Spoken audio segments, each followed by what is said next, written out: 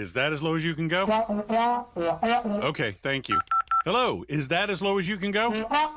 Okay, thank you. What are you doing? Calling around to get the best rate on a car loan. Why? Everyone knows Alcoa 10 is the best choice to purchase a vehicle or refinance your current loan. And with low interest rates and 90 days to your first payment, it's a no-brainer. You can even apply online and sign all the documents from the convenience of your home. Yeah, I don't know what I was thinking. Alcoa 10 Credit Union. It's so easy. Go to atfcu.com for details. Rates are dependent on credit score and equal housing lender.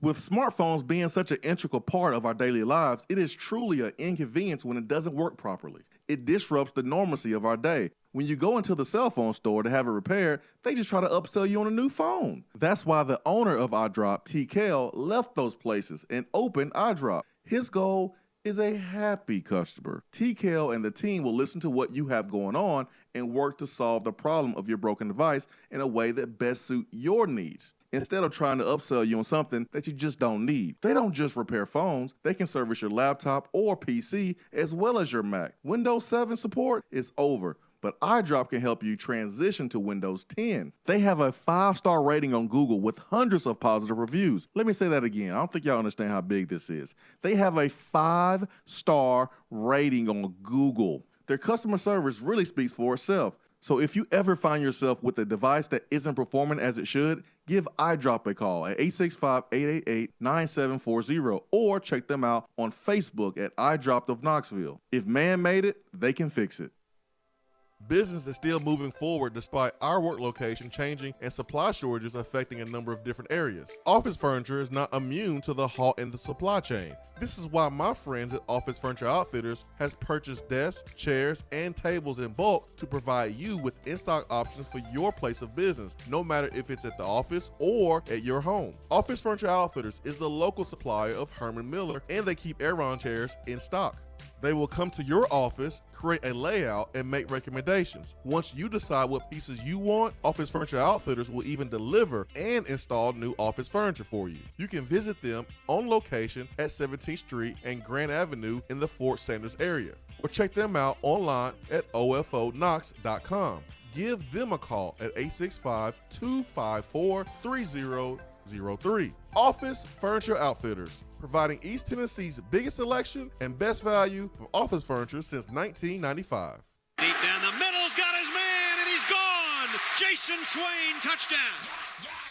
It's time for the Swain Event with your host, Jason Swain. My man. Real sports talk for the real sports fan. All you chumps are gonna bow when I whoop him. It's time for the Swain Event, fueled by Dead End Barbecue. Give me 2 laps and a Ric Flair.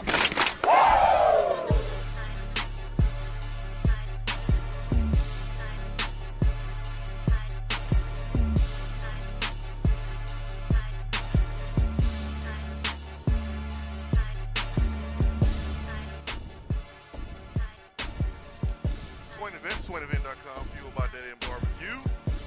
Top 100 barbecue restaurant in America. 865-255-03 is our telephone number. Hope you are having a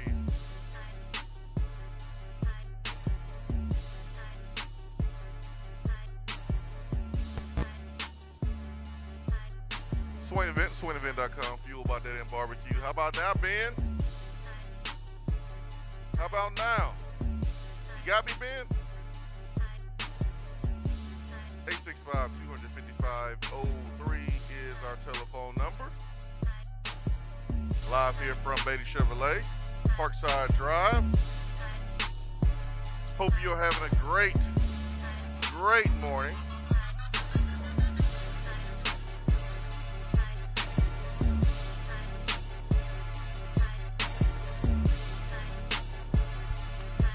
Swain Event, SwainEvent.com, fueled by Dead End Barbecue, top 100 barbecue restaurant in America, 865-255-03. How about now, Ben? You got me? I got you now. Yeah. Let's get it, man. Good morning, sir. How you doing? Good morning. I'm well. How are you? I'm good, man. I'm good. I thought I would be I'm better than what I thought I would be after Saturday's game, but I'm good. It was a good day of NFL football, a lot of twists and turns, as well as college football. We had a lot of twists and turns from college football, so I'm good, man. We only got two games in the regular season to enjoy college football while we have it, because after those 2 regular season games, and then you have the conference championship week, and then you have bowl, man, that's it, man. That's whew. It is already the end of the season. So, man, I am good, man. I thought, for the most part, I saw what I expected from our football team. Obviously, I'm not happy about the results, but certainly my expectations were not like my expectations were not high for the football game, as bad as that sounds. But you know, if you're just a realist and you kind of see the situation for what it is, Tennessee wasn't going to last for 60 minutes, Ben. You were there. You had the bird's eye view.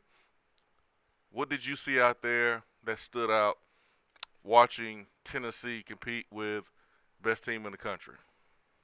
Yeah, just too many self-inflicted wounds. Obviously, Georgia is a great football team, and that played a role in Tennessee's self-inflicted wounds. But Swain, as crazy as it sounds, watching that football game, and I leaned over to Austin Price in the press box and made this comment to him, it felt more as if Tennessee was beating itself rather than Georgia just dominating Tennessee. And again, I know that sounds crazy because Georgia won 41-17, but I think of how well Tennessee played in the first quarter. They really did play well in the first quarter, and then Hendon Hooker throws that interception on the first drive of the second quarter, and it was kind of just downhill from there. And the passing game could never really get going. Hendon did not have his best day, missed some throws that could have made the game closer down the stretch, and they were throws that we've seen him make all year. And I personally think it was a product of him just trying to rush, because he knew that Georgia pass rush was about to be breathing down his neck. That was my perception of the missed throws, just knowing that Georgia was going to be there at any moment, that he did not have a ton of time to get the ball out, and he was rushing things, and you saw some high throws and some missed throws because of it that would have resulted in key third down conversions or a touchdown on the second play of the game to Velus Jones, although that didn't really haunt Tennessee too bad because Tennessee did turn around and still go score on that possession. But Hendon Hooker did not play his best game. Obviously, that is a self-inflicted wound. And even defensively, the defense was able to get a couple of stops to start the second half, but the offense couldn't convert. We're able to pick up a couple of first downs and get the ball moving, but then it would get across midfield and it would just stub its toe and couldn't finish the drive off. So Georgia dominated, but I do feel like Tennessee also had several self-inflicted wounds and didn't necessarily help themselves, as crazy as that sounds for a 41-17 football game. Yeah, I mean, there's cases in a 60-minute football game where you didn't beat yourself. That you do beat yourself and the team didn't necessarily beat you, where something is wide open or you have a play that you can make and you beat yourselves. And there's other cases where the team is just good that you're playing against, and they're the reason why you didn't make the play. And Georgia, I know Matthew Butler, wasn't going to sit here and crown them, and especially coming off a loss and it's fresh and it's right after the game, and he's the ultimate competitor, and he probably had one of the best games of anyone on our football team besides Cedric Tillman. Him and golly. I really think those two those two stood out. Matthew Butler on defense and then Cedric Tillman on offense. You're not going to sit there and drool over them right after the game. But we got to understand something, that football team is good. And they're going to force you to make a lot of mistakes. And when you do make those mistakes, it's not just self-inflicting wound. It's because they're good and they caused you and made you make those mistakes. But we did have, the throw to Velus Jones that, like you mentioned, wasn't the determining factor of us not going down to score, because we did. We did go down to score. And it looked easy. Like, the first possession looked easy for Tennessee. But you expect Georgia, their players, their good coaches, to make adjustments. They did that. And when they did that, it was really hard for us to run the football. It was really hard for us to have the time in passing situations to get the ball down the football field. And that's what happens. This is a prime example of what Tennessee needs to do in recruiting. Simple as that. Simple as that. Tennessee needs to recruit at a high level. The gap with the talent is too far to expect Tennessee to compete for 60 minutes in that type of game. That was a big boy game, and we're not ready for that game yet. We're not ready for that game yet. It's remarkable what we have been able to do with the players that we have. And this type of conversation hurts because no one wants to hear this. But this is the truth. Ben, you follow recruiting. You follow this football team. You know the departures, the arrivals. You look at the opposing team. You've watched Georgia play. When you can roll out 8 to 10 different defensive linemen and the drop-off is not that significant, like we had Cooper Mays on the locker room last night, and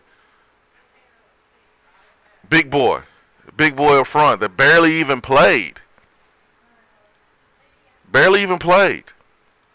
He got hurt, and I thought it was hilarious that every time Georgia player got hurt, we were booing. But I think those guys are really hurt, Ben. Especially Jordan Davis. Yeah, big boy Jordan Davis. He was really hurt. He didn't go back in. But talking to Cooper Mays, the backups gave him more of a problem than Jordan Davis. And when you're able to do that as a defense, it's hard for an offense to deal with that for 60 minutes. And I thought the rush got to Hendon Hooker.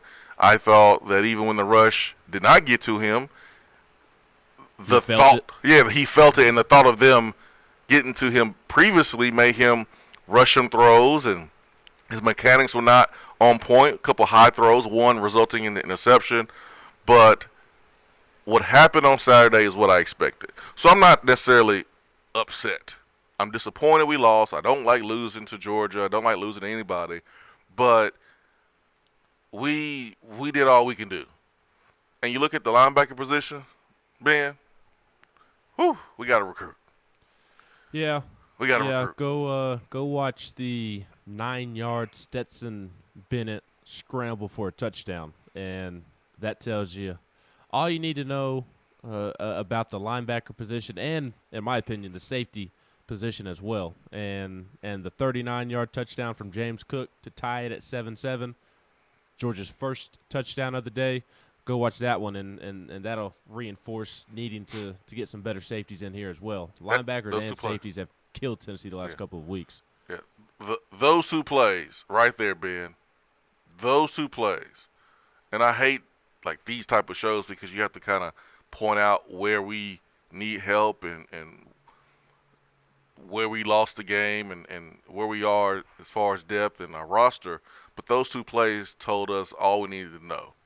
Tim Banks has coached out of his mind. He's done more with less this football season. But James Cook goes in motion, and we bump out a linebacker on him. And it's not even press coverage. I mean, we're 6, 7, 8 yards off of him. James Cook did not run a double move. I'm watching on TV, Ben. The announcer thought it was a double move. It wasn't even a double move. Just ran right past him. He just attacked his inside, made him stop his feet. There was a threat of an inside move, but that was simply a go route. And the separation between Cook and the linebacker, in this case, this was Solon Page, the separation, it's like 2-3 yard separation. Like, that tells you all you need to know about where we are from a roster standpoint. And then the Stetson Bennett touchdown run, like, that was Lamar Jackson moves that he put on us. So we got to get better in that area. Here's a great opportunity for guys like Christian Charles, some other players this week as you're playing South Alabama, as you are preparing to go to a bowl here in a few weeks where you'll have 15 extra practices. It's time to develop some depth with some of the young players. It really is. But that was a tough game. But Tennessee is in position now, if anything crazy doesn't happen, man, to really go 7-5, Ben, and 8-5 with the bowl game being out there. Yeah, and it's a good way to end the season, but also a bad way potentially to end the season if disaster were to happen this weekend or next weekend. Correct. I don't at all think that it will, but you just cannot lose these next 2 weekends. You have built up, if you're Josh Heupel and this coaching staff, you have built up so much goodwill over the course of this season that you cannot throw it down the drain with a Georgia State-esque loss over the next 2 weeks. Again, I don't at all expect it to happen. I would be absolutely stunned if it did. But you just have everything to lose and nothing to gain the next 2 weeks, essentially. So I think Tennessee will without a doubt handle business the next 2 weeks. I mean, even Tennessee's defense that has looked pretty rough at times this year, I mean, even they should have 2 nice weeks to finish the regular season. And 7-5, if you would have told me 7-5 or take your chances before the season, I would have signed up for 7-5 on the dot. I would not have even thought twice about it, because in the regular season I thought 7-5 was Tennessee's ceiling. So it's been a ultra successful year one for Josh Heupel to this point, in my opinion, and got to go out and handle business the next 2 weeks, because for all the goodwill that this coaching staff has built up, it can quickly go away if disaster strikes the next 2 weeks. Yeah, good thing about Saturday is that you didn't get any of yours. Javonte Payton got hurt, and he is, one of your starters, but you didn't get your quarterback hurt. Yes. And if your quarterback got hurt, then we're talking maybe a different level of concern for the next 2 weeks and beyond as we approach bowl season. Don't know status on Javonte Payton on a Monday. We will later on in the week. But Hendon Hooker is still able to play, and he is the key. He is the key. I think South Alabama may be a tougher test than Vanderbilt, to be honest. But this football team will get a little breather as far as the competition is concerned. You still got to go out there, put the work in, focus, prepare as if you're playing Georgia again. But you're not playing Georgia, Alabama this week. You play your best. South Alabama plays their best. You should win by multiple scores. Simple as that. But it was cool to see. There's so much, man. So much to cover, Ben. I don't know if we're gonna be able to do it all today, but just so much good stuff happening around the program. Candace Parker coming back, Todd Helton, Peyton Manning. It was just really cool to see. Monica Abbott. Yeah, oh yeah, the GOAT, Monica Abbott. It was just great to see so many people back. Isn't it wild that Tennessee has arguably we can have an off-season discussion in the off-season, but arguably Tennessee has three GOATs in 3 different sports. Peyton, one of the greatest of all times. Yeah. In football. Candace Parker. Yeah. Maybe the GOAT of women's basketball. I know that's a conversation as well, but one of the greatest of all time. She's the logo now, ain't she? In WNBA, they changed the logo. I think so, but I think if you were to ask a non-Tennessee fan, somebody may say Diana Taurasi. Yeah, big Diana. Now, Candace's championship that she just won really helps her, though. But without discussing that, she's one of the greatest basketball players of all time in women's basketball. And then Monica Abbott, one of the faces of softball. So I think it's really cool that Tennessee has 3 of the GOATs in 3 different sports. For sure, man.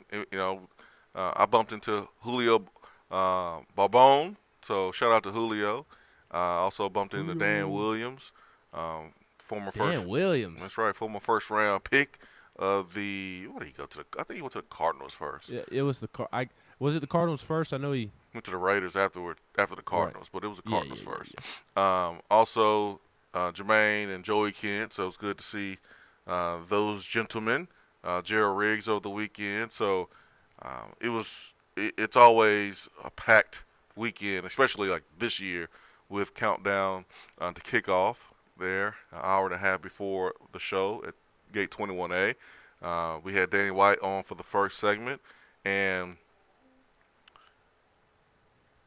during the game, now I didn't get on Danny White this week about those letters coming back, but during the game, it's been brought to my attention that there was a little bit of a tease during the game on the Jumbotron about those letters coming back. Did you see that, Ben? Just before kickoff. Did you see it? I saw it. Just before kickoff, they played a video showing the old letters and different video shots, and at the end it said "coming soon." ... Oh yeah. That'll look awesome. I've never seen Neyland Stadium with the letters VOLS up on top of the Jumbotron. Now, I may have seen it once. I will not remember it. But were they up when you all played Ole Miss in 04? They had taken them down by then? There's some orange letters. There's also some white letters that have been brought to my attention. And I've never seen the orange ones. I've only seen the white ones. But those white ones were displayed outside the stadium again this weekend. And I don't know if they're going to be on top of the Jumbotron because structurally I don't know because those things are heavy. I don't know if you can do them. But Danny White must have gotten clearance from the engineers on being able to put those back. Because if he didn't, he wouldn't have put that video out there to tease folks. So no. Structurally, I don't know where exactly they're going to go. If they're going to be on the top or not. I know putting them south end zone is the best place because you can see them from a far distance. You could drive down Neyland Drive. You can see them being displayed. I think the south end zone is the best place for them, but I don't know like on top of the Jumbotron or what part of the south part, or if it will be on the south part. I don't know exactly where they're going to go. I'm jacked about it. Me too. I've never seen them in Neyland Stadium. Me too. I'm excited for all the old school Tennessee fans, man, that grew up watching Tennessee play and used to those letters being up there, and I'm excited for them to get a chance to feel a little bit of that old school Tennessee, and then also the newer fans and the fans that have embraced new traditions. We get a little mix of both. Embrace the old school, but move forward with new traditions as well. So I can't wait to see the end product. Hopefully that happens sometime next year. Now let's get to the phones. Let's get to Dave Tona. Dave Tona, good morning. Good morning, guys. Excuse me. So, some things that we need to remember, and I'm going to relate this to your Christian walk. I tell people all the time that you don't learn anything when you're when you're on top of the mountain. That's why the good Lord uses the valley to teach us, and that's where we are kind of today with the team. It's as you said, Jason. It's tough talk today, but it's talk that we need because we need to evaluate. We need to learn where we need to be, what we need to do to get to the point where we want to be. And it seems like, in the losses that we've had this season, it's been repetitive stuff. It's been, wide open 15, 16, 17 yards right across the middle. It's been playing too far off the ball with a running back coming out on a screen play. And Mays was absolutely correct because I was watching the D lineman, and they are stacked. They're stacked at every position. You could bring a 4- and 5-star player in any point of the game and not see a drop-off. You know, the big guys that start for Georgia, they're big, strong bulls, man. They just bull rush. They overpower you. And then these other guys that were coming in, they're different players. And that's why Cade, or whichever Mays brother said it, was having a difficult time, because they were more finesse and speed.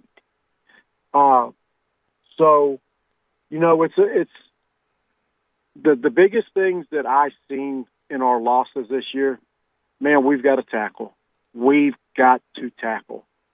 We display such poor tackling at points of this year, and Jeremy Banks, I believe, is playing out of his mind this year. So I hate to say linebackers, because that includes him, but it really does include him as well as he's playing. You know, we had the same problem with To'o last year and the years before. You can't cover across the middle. But at least he was bigger, but our linebackers are so small. They're just so small. They look like safeties. It was tough watching the game, but you know what? We scored 17 points on Georgia's defense, which is the most this year. And you know what? We had many of other opportunities to put more points on the board. So what is Texas' record, if you don't mind me asking, without me having to Google it? The Texas Longhorns? You open up your phone, you go to Google, and you type in Texas. No, I'm kidding. Okay. I'm kidding. Mr. Smarty Pants. I'm Jason, kidding. would you answer I think the they're question, 4-6. Jason? Okay.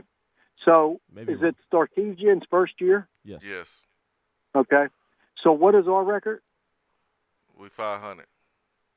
5-5, right? Yeah, they're 4-6 and 2-5 in the mighty Big 12. And they've lost 5 in a row. Okay. So, you know, this is two big brand schools. Okay. They both had their problems over the years. But look, man, you know, everybody wanted him as a head coach.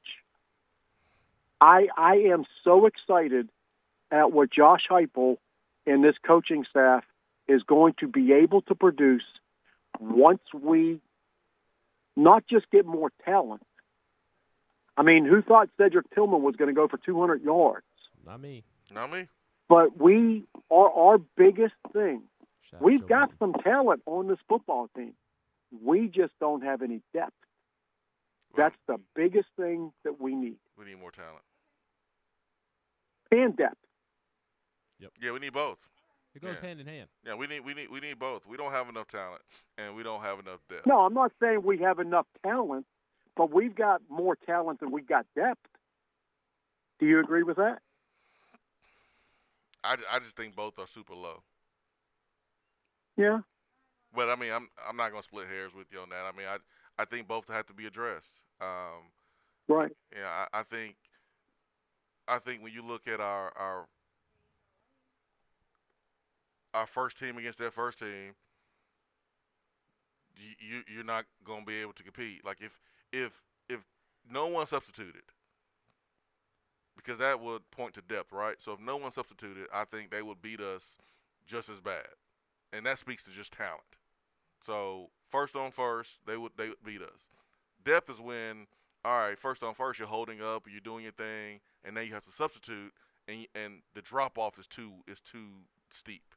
That speaks more to depth. I think they are both low, Dave Toner. They're both low. I agree with you. Yeah. I agree with you. But like I said, I am very excited at what these coaches are going to be able to do, and I just love, last year before, look how many times we would have just rolled over. Oh yeah, for sure. Dave, there's positives. There's positives to point out in that football game, and the negatives are things that you just can't control. Like, there's nothing you can do about some of the things we saw out there on Saturday today. Like, some of the mistakes, the false starts, and the drop passes or the thrown interceptions, like some of that stuff, okay. But the other stuff, Dave Toner, you got to address that in transfer portal and on signing day. Oh yeah, most definitely, and I hope we do have a good recruiting class. but I honestly believe that our number one priority needs to be the transfer portal to where we can get some guys that's used to playing college football.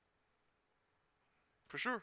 And the only thing I'd say to that, though, is it's a fine line of solely relying on the transfer portal. Tennessee's still in the stage of rebuilding where it needs some guys to bridge that gap until their high school guys that they sign are ready. And Tennessee's hit the lottery this season with the transfer portal. Hendon Hooker, Javonte Payton, Caleb Tremblay, Chase McGrath. Like those guys have played really big roles for Tennessee this season, but you've also whiffed on some guys, and it isn't necessarily Tennessee's fault, but I mean, and William Mohan may have a role in this team down the road, but he's only playing on special teams right now, and he's still a youngster, his second season playing college football, so I'm not really trying to throw him under the boat. I'm trying to illustrate that just because you get somebody from the transfer portal doesn't mean that they're going to play right away. So hopefully Tennessee can go out and get the transfers like the Javonte Paytons and Caleb Tremblays and Kamal Haddon, Brandon Turnage, that can help immediately. And even with Turnage and Haddon, I mean, they're still developing as well. So it's a fine line of relying on the transfer portal, but also having to go get some guys out of high school that you can develop as well. Absolutely, man. Thanks for the phone call, Daytona. Really, really appreciate that. We'll take our first break of the day here. I'm live at Beatty Chevrolet. Over 150 vehicles in stock. Lifetime warranty on most new and pre-owned vehicles. Never paid over MSRP for new vehicles at Beatty Chevrolet, BeattyChevrolet.com. Ben McKee, Jason Swain. Be right back.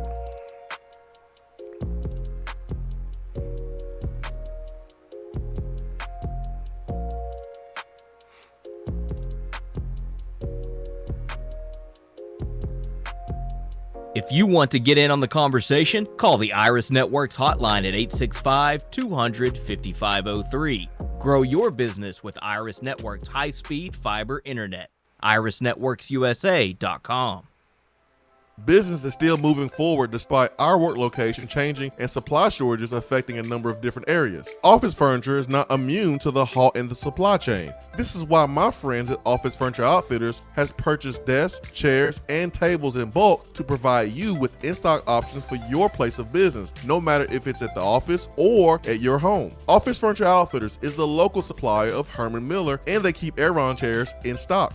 They will come to your office, create a layout, and make recommendations. Once you decide what pieces you want, Office Furniture Outfitters will even deliver and install new office furniture for you. You can visit them on location at 17th Street and Grand Avenue in the Fort Sanders area, or check them out online at ofonox.com. Give them a call at 865-254-3003. Office Furniture Outfitters, providing East Tennessee's biggest selection and best value for office furniture since 1995. JC's Tree and Landscaping Service specializes in quality tree work done at an affordable price. Trimming and removing trees are their specialty. They also offer other services like land clearing, stump grinding, crane services, and all of your basic landscaping needs for both commercial and residential. JC's will give you a free estimate and beat any written quote by a competitor to guarantee that you get the lowest price around. Don't risk your land with a fly-by-night service. JC's Tree and Landscaping is licensed and insured. Give them a call at 865-599-3799.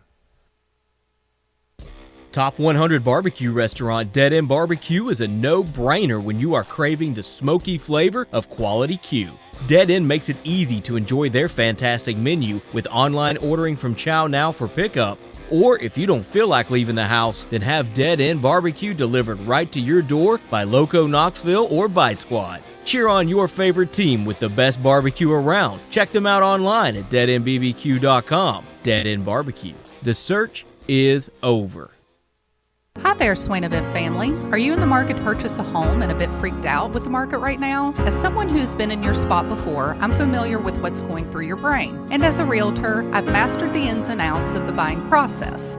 When you work with me, you'll benefit from my experience, and together we'll work toward making sound, smart decisions for your future. And of course, talk a little Vol Sports along the way. Just give me a call, Jennifer Morris, Keller Williams Realty, 865-257-7897, or email me at jennifermorris865@gmail.com. Hope to hear from you soon. If you're coming to Knoxville and need a place to stay, do yourself a favor and book a room at Hampton Inn Paper Mill, also known as the Hampton on the Hill. This award-winning property is literally in the top 5% of all Hampton Inn properties. The GM, Stephen Lawrence, is a good old local boy who grew up in the business around Knoxville. He and his staff are always available, always willing to help, and will go above and beyond for their guests. The newest Hampton Inn in Knoxville has clean, affordable rooms, flat screens, fridges, and microwaves in every room. Plus, breakfast is included in every rate. Not to mention, there's also a pool and fitness center on site. If it wasn't so close to amazing restaurants, bars, and shopping, you would never want to leave. At only 6 miles from campus, you're still right in where the big orange action is. Go to HamptonInn.com, search Knoxville, and book your room at the Hampton Inn Paper Mill, or call 865-693-5400. For a replay of each day's Swain Event TV, like us on Facebook.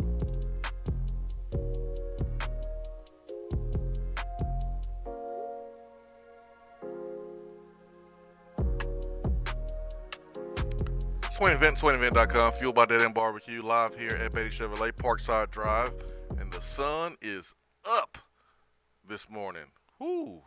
I'm looking right at it here in the showroom at Beatty Chevrolet Parkside Drive. Let's get to the Iris Networks hotline. 90 days, no payment for business internet, fiber internet, and voice. Let's get to Steve in Georgia. Steve, good morning. Hey, good morning, Swain. As always, I always tune in to listen to you and Ben kind of break down the games after a big weekend, and you guys never disappoint. I actually learn a lot by listening to you, so I'm not going to try to offer up what I feel were some of the key points here.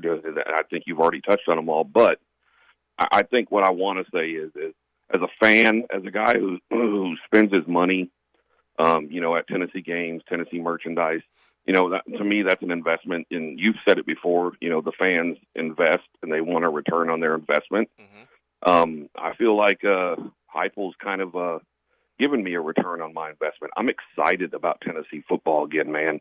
And I've been calling in this show, I don't know how many years, but it's just like you just get down in the gloom and doom and, you're like always looking for the other shoe to drop. But I don't know, man. I really feel like you and Ben said, once you get more talent, you get more depth. Georgia, Alabama, they need to watch out. His play calling is impeccable. I don't know of many other coaches in college football that call plays like him. And then, on fourth down, he trusts his guys. And, maybe that's why they play as hard for him as they do. And look, I'm not trying to be a sunshine pumper here. I'm just being realistic. This guy's the real deal. And I 1,000% support University of Tennessee with my dollars going forward. So, Swain, thank you, man, and I hope you have a great day. Hey, thank you, Steve. You know what, Steve? It's okay to pump some sunshine because there is sunshine. For the last couple of years, there's been nothing but clouds, dark clouds, and it's been really hard to see through them. But for the first time in a long time, you can see the sunshine, and it's okay to admit it. It's okay.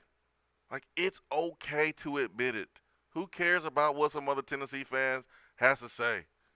Just because he's negative and miserable in his own life. If you see sunshine, then pump it, because I see sunshine. Do I see a championship in the near future? No, I don't see a championship in the near future. But what I do see is everything you need in place to build this thing is in place. You have a AD that gets it. You have a head coach that gets it and who can coach and who's a good dude.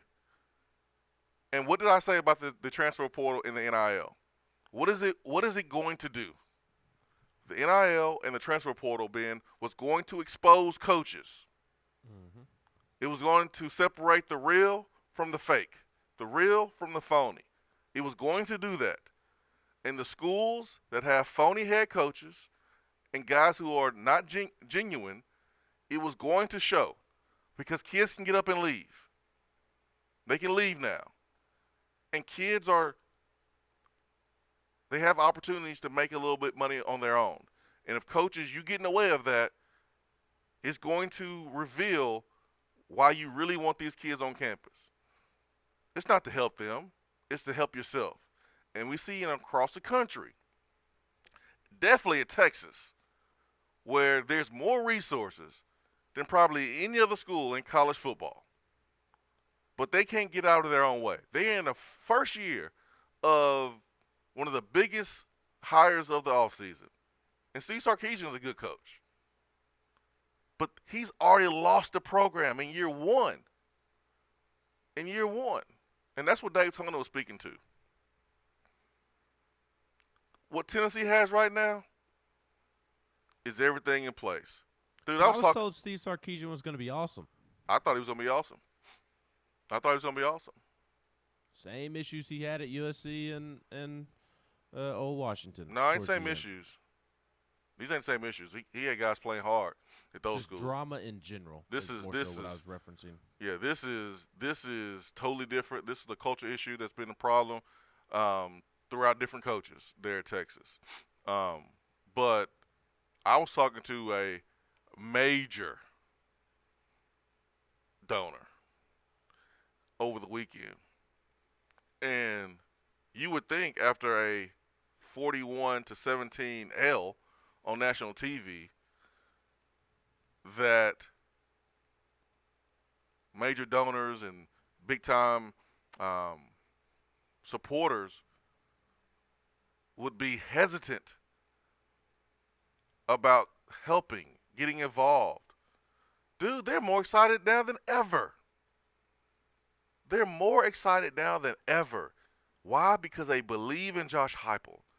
Steve, they see the same things that you see, Steve.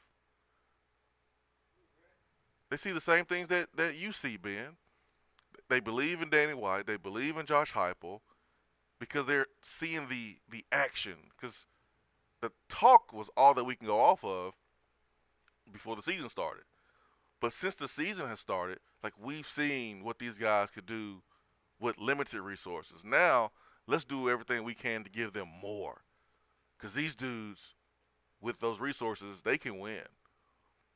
So it's okay to point out the sunshine, Steve. There is sunshine.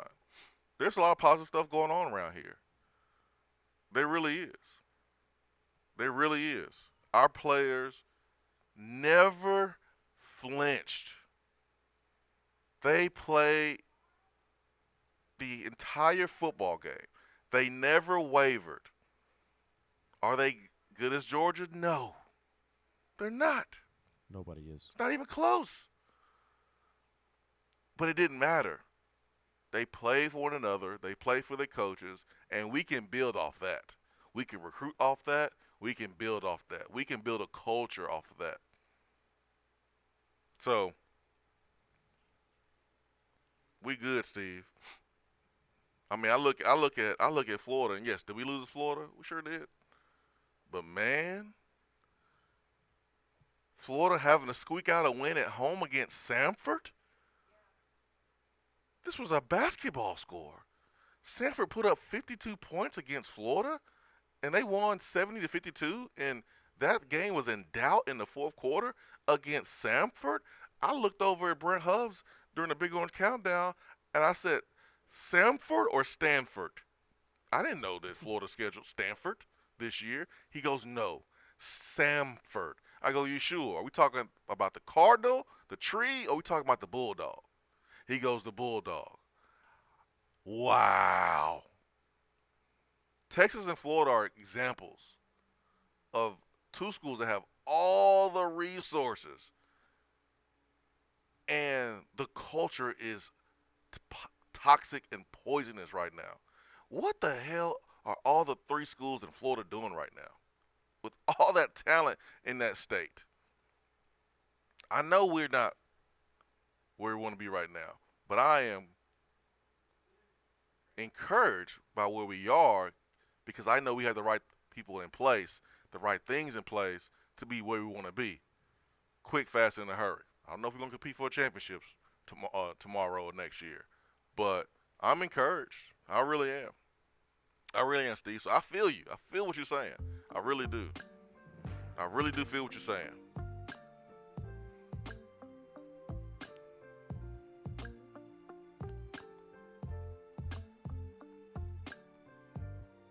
I can't stand losing to Georgia. I can't stand them barking fans. Ugh. But there's levels. I was talking to a friend of mine that was like, we got to recruit, we got to catch Bama and Georgia. Like, there's levels. You got to catch Florida first. You beat South Carolina, you beat Kentucky, you're going to beat Vanderbilt. There's levels. The next level is Florida, Auburn, Texas A&M, LSU. Recruiting with those guys and beating those guys. And then it's the next level, which right now, the top two teams in the SEC, and they've been this way consistently outside of the LSU special year 2 years ago, it's been Georgia and Alabama. There's levels. There's levels. 865-255-03. Be right back.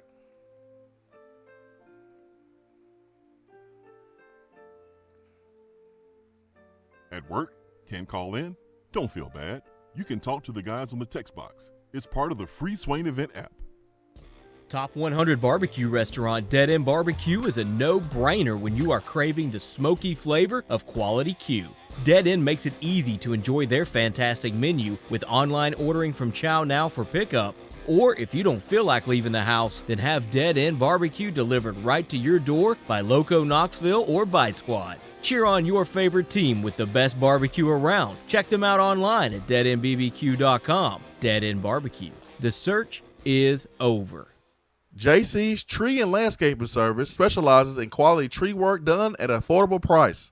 Trimming and removing trees are their specialty. They also offer other services like land clearing, stump grinding, crane services, and all of your basic landscaping needs for both commercial and residential.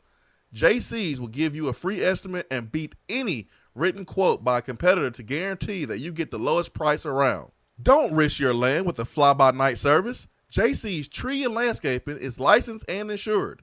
Give them a call at 865-599-3799.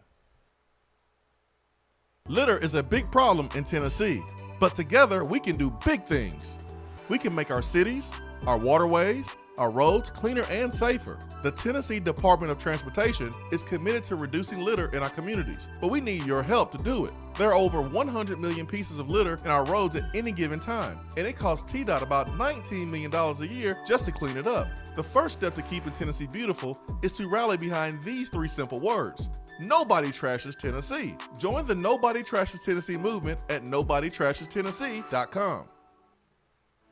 Hey, it's Men's Health Month, so make sure to get all your levels tested with a comprehensive annual health assessment at Low T Center. They exclusively specialize in men's wellness. Low T Center now offers monitored self-inject at-home testosterone treatments for just $155 a month, self-pay, or is covered by most health insurance, and they ship directly to your home. Go to lowtcenter.com now to book your appointment. That's lowtcenter.com.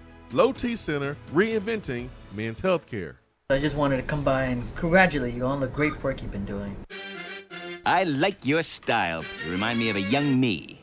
Failure is not an option. That boy is good. Always remind yourself, nobody built like you. You design yourself. Attaboy. Attaboy is brought to you by Made in Tennessee Business Fiber Internet from Iris Networks. Find business solutions for you at irisnetworksusa.com.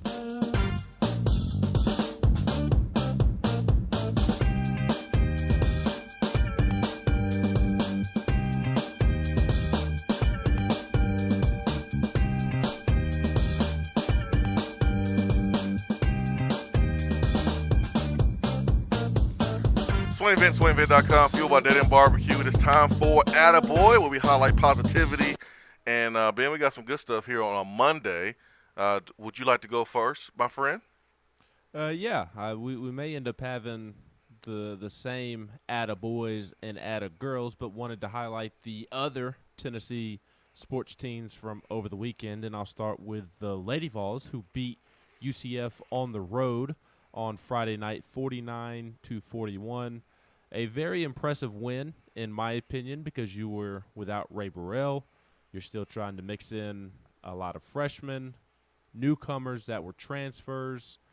You're still trying to adjust to life without Renai Davis, and again, you're having to do so without Ray Burrell. But they take down UCF 49-41 on the road, and Jordan Horston made her debut after missing the opener with an ankle injury, and she had a double-double, 14 points, 11 rebounds, also had 3 assists, 1 block, and 1 steal. So big ups to the Lady Vols, and they have a big game tonight against a top 25 South Florida team.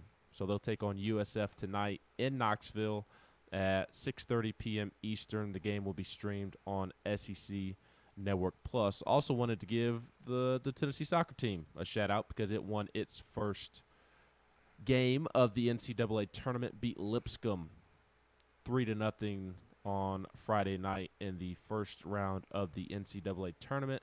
They advanced to the second round, obviously, with a win, and they'll travel to Michigan. They'll travel to Ann Arbor, Michigan for the NCAA second and third rounds on November 19th and 21st. So Tennessee soccer continues to shine. And then, obviously, Tennessee basketball, the men's team, gets a big attaboy for a big win over ETSU yesterday afternoon inside of Thompson Bowling Arena. Tennessee wins 94-62. Olivier Camois had 23 points and looked terrific. And going to the text box, we did have a listener give a shout-out to Olivier. It was Volfan who said that he wanted to give an attaboy to Olivier Camois. He has improved so much. He is the perfect example of why you don't give up on players and why you don't say bad things about them in the beginning of their playing careers. Barnes and his staff usually know what they're talking about when they say a player has the ability to be good, and he is good at developing players. While the transfer portal is good, it is still nice to have players on a team that you can watch develop over the course of a few years, like Olivier and like Folke before him. So I agree, Volfan. Olivier Camois was awesome. 23 points, 8 rebounds, 9 of 14 from the field, 2 of 2 from the three-point line, 3 of 4 from the free throw line. He was terrific. Kennedy Chandler was the best player on that court yesterday, had 16 points, all of which were in the first half. 6 of 9 shooting, 2 of 3 from 3, had 5 rebounds, 6 assists, just 1 turnover in 26 minutes. Folke made his return. Justin Powell got his three-point shot going in the second half, was 3 for 4. Just a really nice win, Swain, over what I think is going to be a good ETSU team in the SoCon. I honestly thought that ETSU was going to give Tennessee more of a fight than it did. I watched ETSU on Friday night play at App State, and App State won the Sun Belt last year, and that was a really good basketball game on Friday night, back and forth, and ETSU lost by 2, jacked up an ill-advised 3 there on their final possession when it still had plenty of time left on the clock. So I think ETSU is going to be a good basketball team this year, Swain, for the Southern Conference, and I expected them to show a little bit better yesterday, but I think a lot of it had to do with Tennessee just played really well from start to finish. Yeah, ETSU can shoot the basketball. They took some bad shots from 3, and Tennessee was able to capitalize on that, and then Tennessee was shooting the ball very, very well. But, just to echo what you said about Olivier was efficient. Mm-hmm. 2 words that really popped out about his performance: efficient and confident. He is confident, and he lacked that confidence in the previous 2 years. But there's one way that you gain confidence, one way, and that's to put in the work. When you put in the work and you see yourself improve, you become more confident. And we see that from Olivier Camois. Just the attempts. The makes are another thing, but just pulling the trigger on one of those threes, his last 3, where the guy simply had his hands down. He was like, hands down, man down. He doesn't even take that shot last year. Now, let alone making it, but just taking it just let you know that he's more confident. You know, in the paint, man, he's strong. Like, he is physically strong in the paint. He's gotten tougher. He has gotten so much better, and that text box message was perfect. You don't crown them as All-Americans as freshmen. You don't expect to crown freshmen as All-Americans. Not everyone can come in and be Kennedy Chandler, Eric Berry, Derek Barnett. That's not realistic all the time. Every once in a while it happens. But for the most part, it takes development, and everyone develops at different rates. And Olivier has certainly made a huge jump from last year to this year. So that's a good attaboy. I'm giving an attaboy outside of Tennessee. I'm giving it to Kansas. The Kansas Jayhawks for their win over Texas. And, man, they are happy. They are happy. During the game, we heard chants of SEC. We know that Texas is making the move to the conference. Kansas was a 31-point underdog in this game. Texas losing streak has hit 5 games, the first time since 1956, and Kansas put him there. Unbelievable win for that program.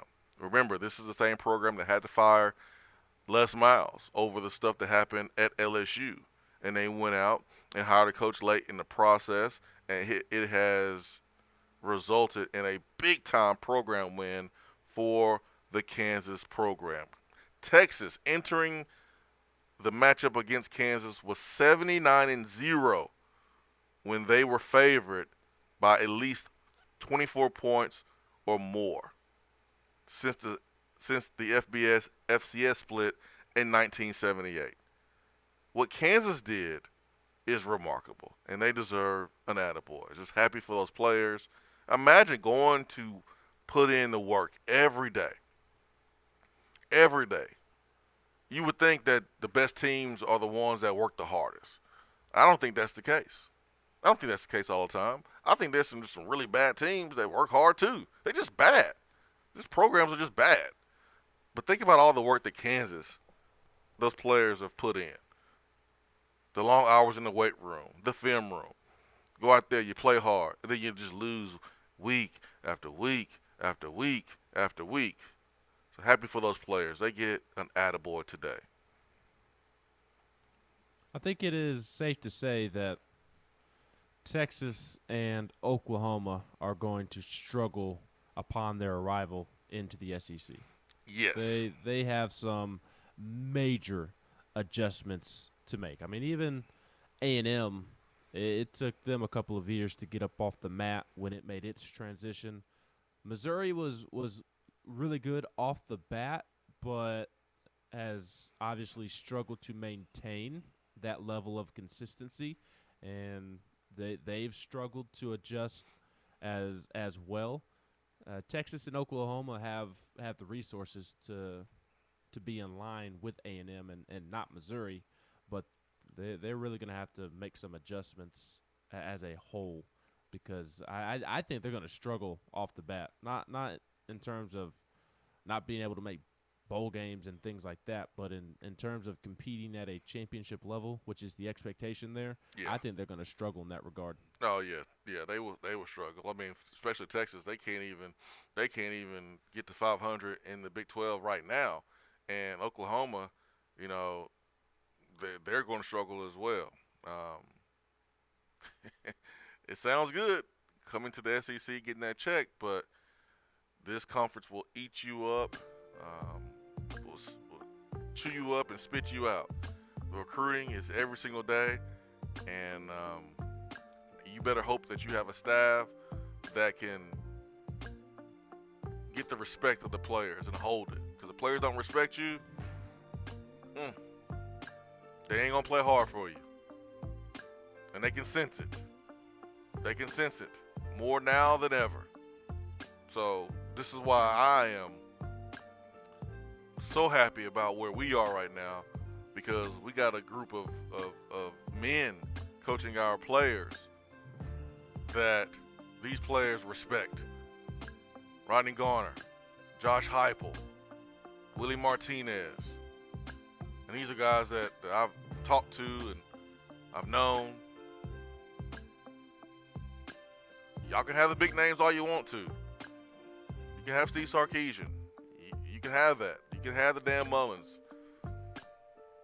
But college football is changing, folks. Hope y'all see it.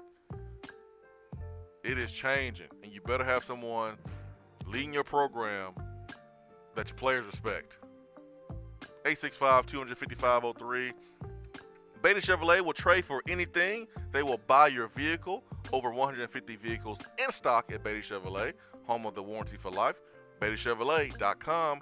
Hour one is in the books. Hour number one was brought to you by Hiller Plumbing, Heating, Cooling, and Electrical. HappyHiller.com. Stay with us.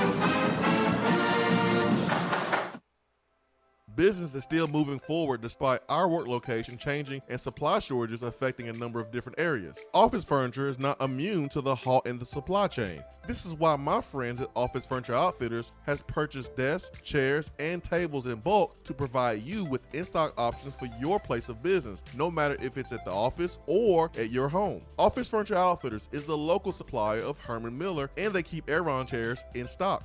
They will come to your office, create a layout, and make recommendations. Once you decide what pieces you want, Office Furniture Outfitters will even deliver and install new office furniture for you. You can visit them on location at 17th Street and Grand Avenue in the Fort Sanders area, or check them out online at ofonox.com. Give them a call at 865-254-3003. Office Furniture Outfitters, providing East Tennessee's biggest selection and best value for office furniture since 1995. Is that as low as you can go? Okay, thank you. Hello, is that as low as you can go? Okay, thank you. What are you doing? Calling around to get the best rate on a car loan. Why? Everyone knows Alcoa 10 is the best choice to purchase a vehicle or refinance your current loan. And with low interest rates and 90 days to your first payment, it's a no-brainer. You can even apply online and sign all the documents from the convenience of your home. Yeah, I don't know what I was thinking. Alcoa 10 Credit Union. It's so easy. Go to atfcu.com for details. Rates are dependent on credit score and equal housing lender. Good morning, Swain Event family. Several of you, like Ben McKee, have reached out to me for real estate assistance this year, and I want to say thank you. I appreciate your trust in me to ask questions and help you navigate the real estate world. That's right, Jennifer. Buying a home is a scary process, especially for a first-time home buyer. Jennifer recently helped my wife and I buy our first home and made the entire process seamless. Her willingness to go above and beyond is what sets her apart. As always, feel free to give me a call. Jennifer Morris, Keller Williams Realty, 865-257-7897, or email me at jennifermorris865@gmail.com. When you start your own business, you know that branding can make or break a new venture. That's why Swain Event relies on 42nd Street. 42nd Street is a strategy agency focused on finding creative, open-minded, results-driven solutions to brand design. After over a decade of operations in East Tennessee, the brand architects at 42nd Street have the experience and creative know-how to ensure the success of your business branding, logo, web presence, and more. To see a real-life example of their amazing work, you can check out our website at swainevent.com. Don't trust the branding of your business to just anyone. Check out my friends at 42nd Street online at 42st.com, or give them a call at 865-382-7007. 42nd Street, brand, strategy, design. Touchdown or turnover is backed by Alcoa 10 Federal Credit Union, a place where you belong.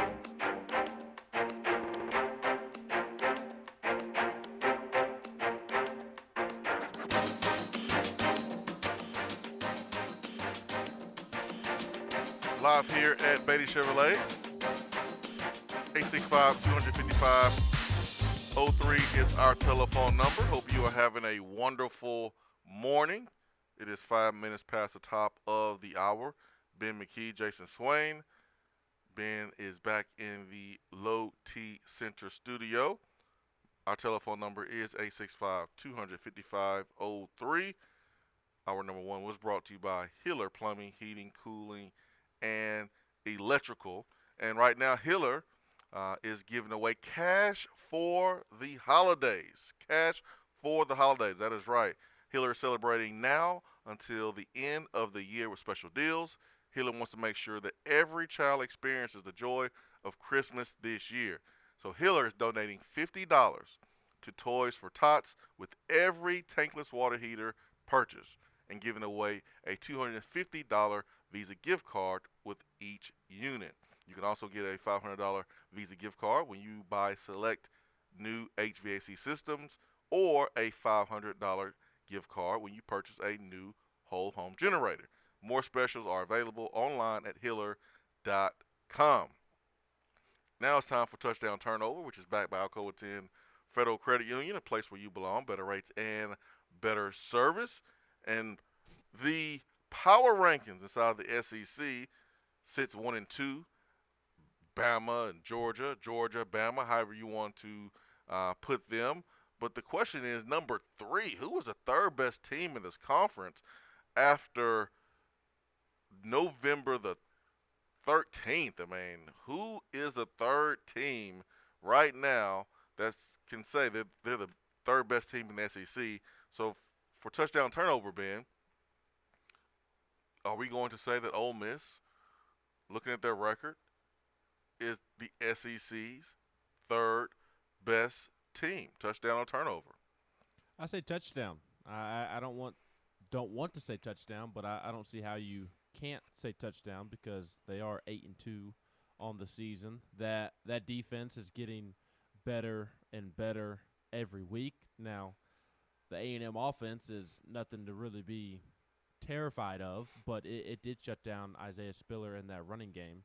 And obviously we know about the Ole Miss offense, and it's taken a small step back of late, but it's not because of poor performance, it's because of injury. Matt Corral is really banged up. They've got receivers that are banged up, O-line banged up. That's why the offense has kind of sputtered here of late. But the defense has picked up the offense, and to me that's a sign of a good football team. So I say touchdown, Ole Miss third. Yeah, I go touchdown too. Now, A&M was able to get some help outside of Isaiah Spiller, but they did, contain Isaiah Spiller to below 50 yards. Good teams find different ways to win, like you just referenced, and that's what Ole Miss did. They found a different way to win, and A&M, they have a Bama win under their belt. They have I want to say they beat Arkansas as well this year. I mean, that A&M team has had some good wins, and remember, their starting quarterback was hurt for the year, and so they've doing this with Calzada, who's been good, but they beat a Auburn team that was kind of feeling good about themselves, shut them down last week. But man, this is what Oklahoma and Texas have to look forward to, and I hope they're ready. You got an A&M team that went and beat Alabama. And Alabama is second in the country, and then A&M turns around. They beat Missouri, they beat Texas A&M, and then they beat Auburn, and Auburn's feeling good. And then you turn around, and you lose to an Ole Miss team, and Ole Miss lost to Alabama. It's a gauntlet, man. It is a gauntlet in this conference. So if you want to come to the SEC, be prepared for that. But for me, man, it's touchdown as well. Ole Miss right now is the third best team in the conference, and I think it's changed the last 3 weeks, Ben. Yeah, I think it's changed. I think so. My touchdown or turnover for you is okay. After watching Georgia this weekend, is Georgia legit?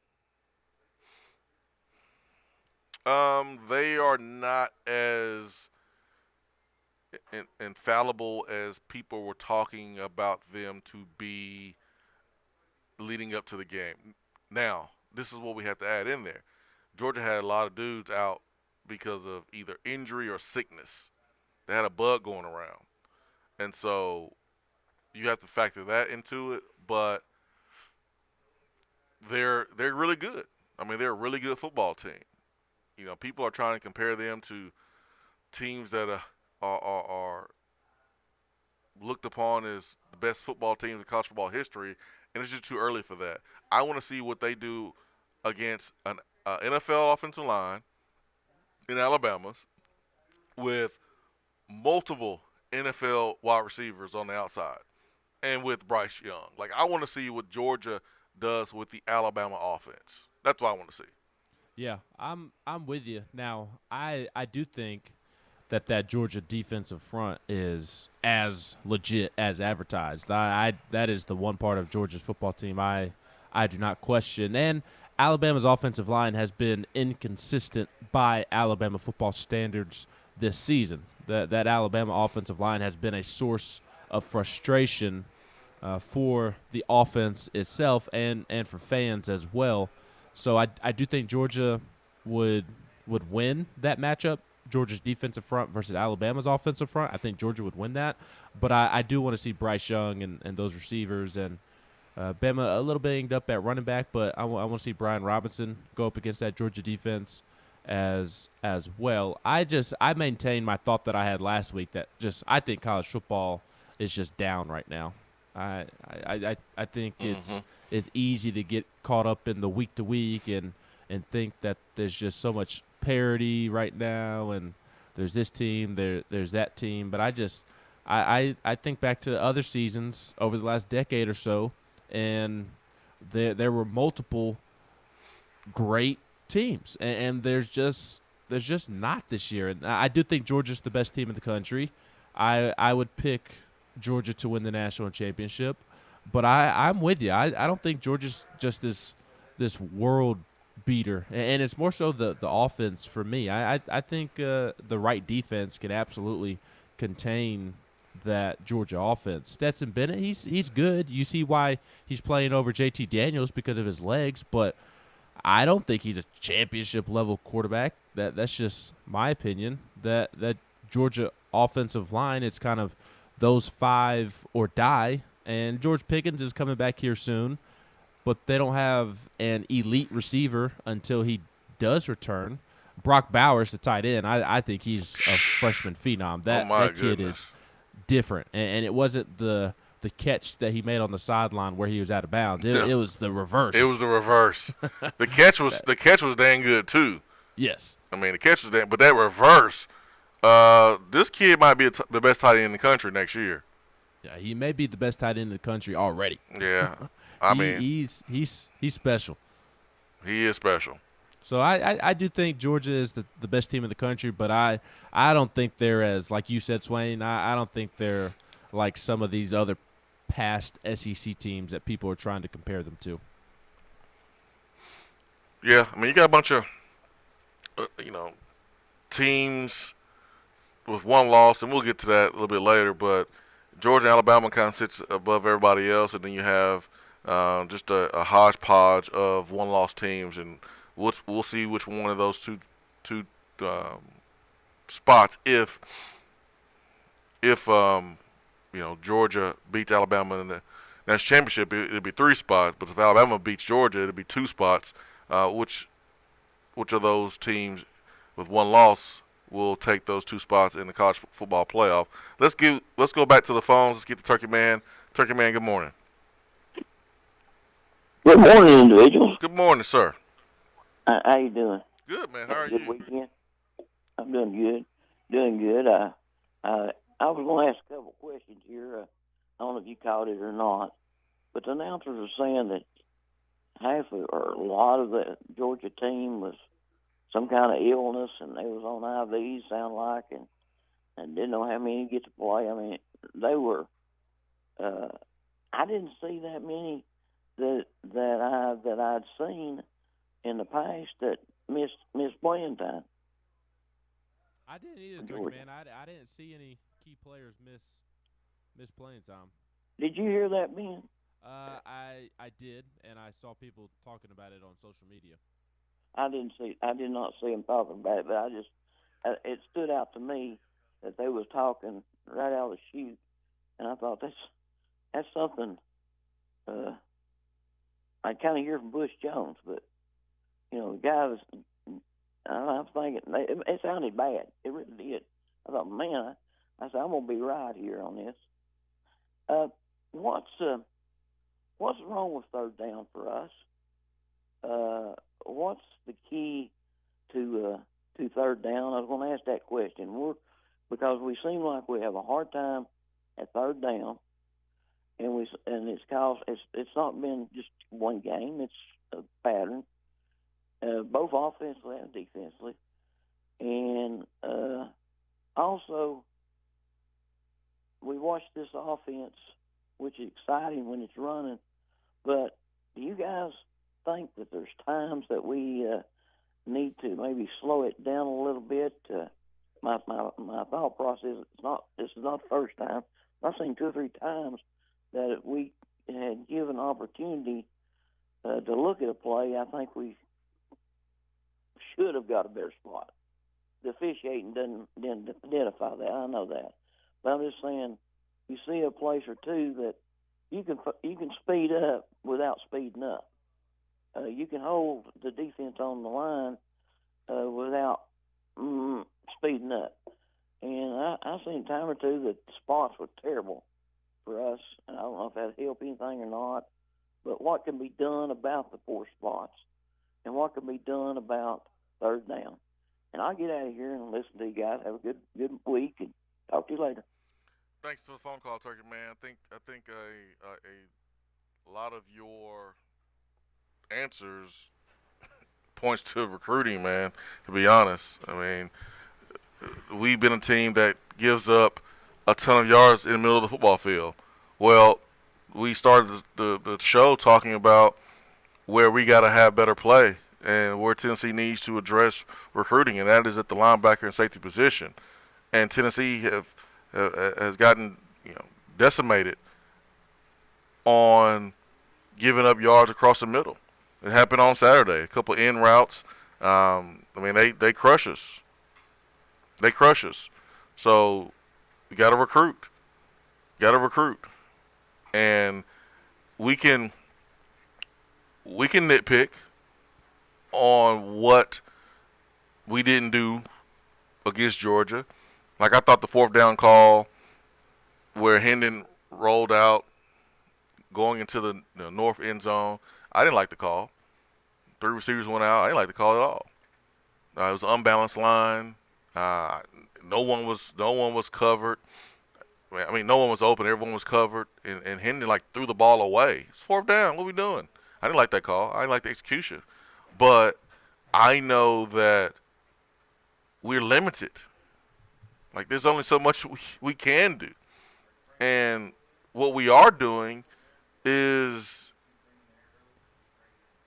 a whole lot more than what I expected from this roster. So with the spots, Turkey Man, I mean, that's something that you have to turn into the SEC and give them examples of how the spots were poor and off.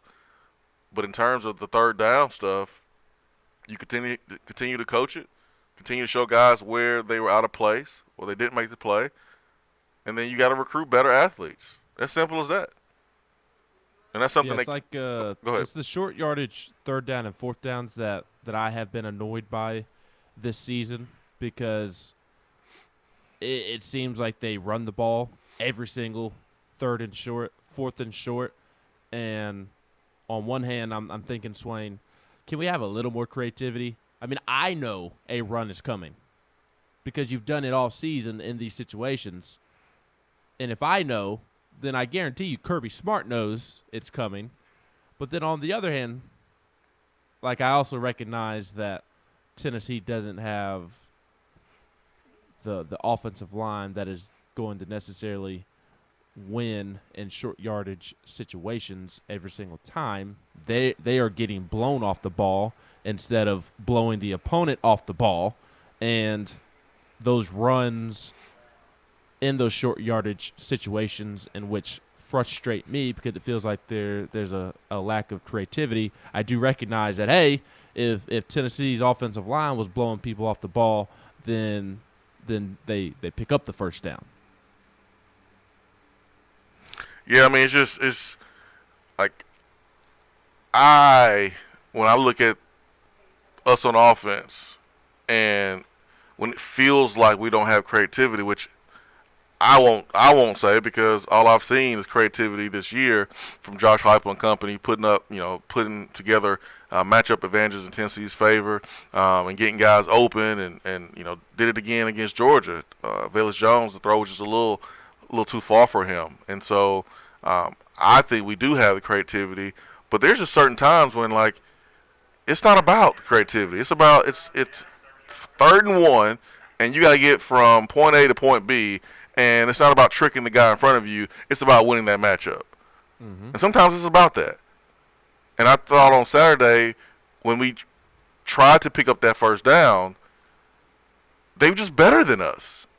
And you got to just go recruit better guys to be able to do that. Now, I'm not saying that you run your head into the brick wall every single time, that you don't try to use their speed and their momentum against them and try to do something else. All I'm saying is you can't rely on scheming up a 3rd down and 1 or trick play. Like, at some point, you got to just go right through a guy. Absolutely. And that's kind of why I stopped myself from complaining too much. Yep. And just to reiterate, I am only speaking to a lack of creativity that frustrates me at times in those short yardage situations, because I obviously don't know the stat off the top of my head. But I imagine if we went back and tallied all the short yardage situations on 3rd or 4th down this season, I bet